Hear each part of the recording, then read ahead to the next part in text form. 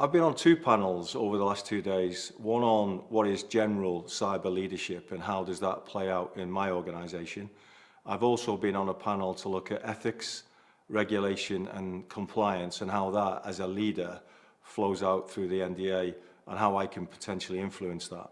The increasing threat in cyber is creating a lot more challenges for the NDA. We own 4 very large operating companies.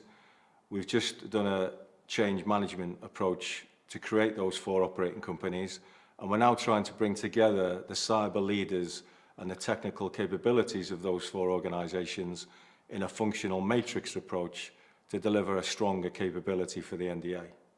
Yeah, the panel discussions were really interesting, but I think the role of the leader in cyber and the difference between that and the technical capabilities required to deliver it are really important.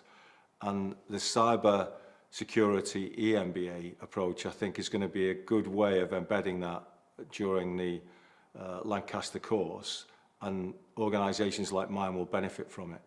It's really important that organisations like the NDA don't just look internally for advice and guidance. We must look outside for insights, guidance, and look to others who work in the same area as us to have a sounding board and different opinions.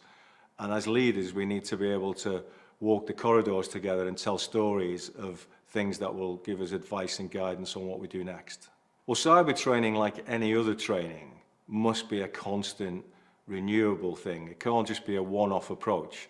Just like a car gets a MOT every so often, people in both leadership and operational relationships need to have constant training to make sure that they're up to date with the latest threats and the latest knowledge.